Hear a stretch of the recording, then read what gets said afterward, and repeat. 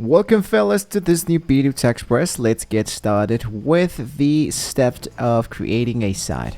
A guide for collaborating through creating an actual site should be really easily. So first of all, what is the SharePoint if you don't know?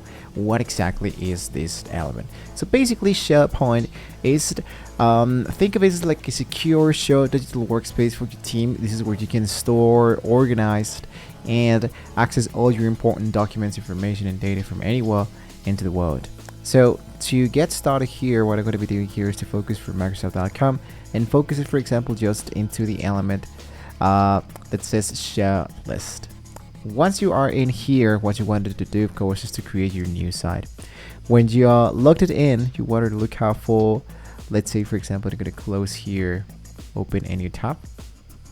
Let's say Microsoft Team SharePoint. There we go. And I click here into Microsoft SharePoint. Then I wanted to go for sign in.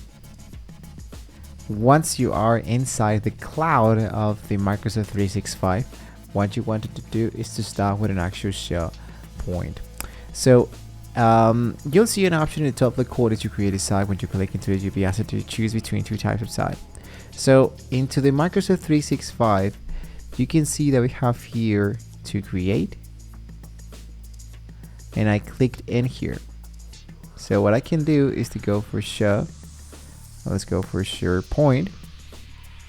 Click into it, and we are now going to be inside the Microsoft SharePoint.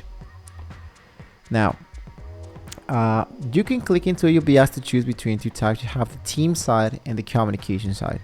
The team side, for example, is a collaboration with a small group like your product team department. This is the most common choice for team working together into projects. And the communication side, think of it as a one-way street, perfect for company intranet, a blog or a news portal with a small group of people publish content for everyone else to view. So now that your site is created, let's look at the main parts that you'll be used every day. So on the left hand side, you have the navigation bar that's going to be appearing right over here. Right now, something else that you can do, for example, is check out the documents. You can manage your files into the collaborative. You can either click into upload the button and select the files from your computer, or can simply drag and drop files directory into the library from your own desktop. Right. So something else that we'll be focusing on is into the prices of the SharePoint online. You can try it out free for an actual month, but it might be taking a few steps in order to continue here for the Microsoft.com element, and still you might be needing, of course, to be inside of an actual enterprise already been created. Needed to configure an actual account in order to continue with this specific element. This is what you're actually going to be looking at. This is where the magic of the calibration happens. So basically what you can do now is that hover the mouse over the file and click into the share button as it appears right in here. And what you can do now is to start uploading elements. You can either enter the email of the teammates and decide if they can view the file, edit it, and the best part, when you share a document, multiple people can edit it at the same time in the real time. Now, one of the pro tip, for example, is the syncing. If you wanted to access these files like you would do into your desktop, click into the sync button. The top menu, this will be connecting the document library into the OneDrive, and you will be able to access all the files into your file explorer. Now, once again, this is inside the Office 365 SharePoint. You can have the links already been added in here. You can see the recent elements, the sites created, and the frequent elements that you have just selected. It should be appearing right over there.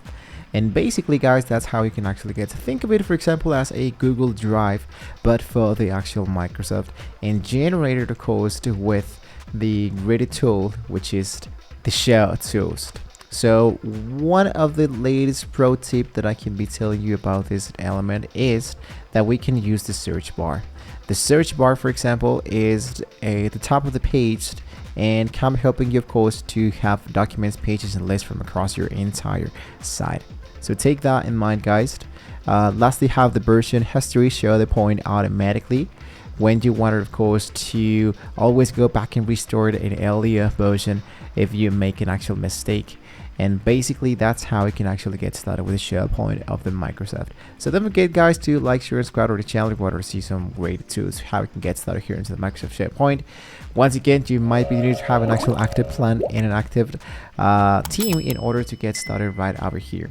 So thank you once again for watching. See you next time.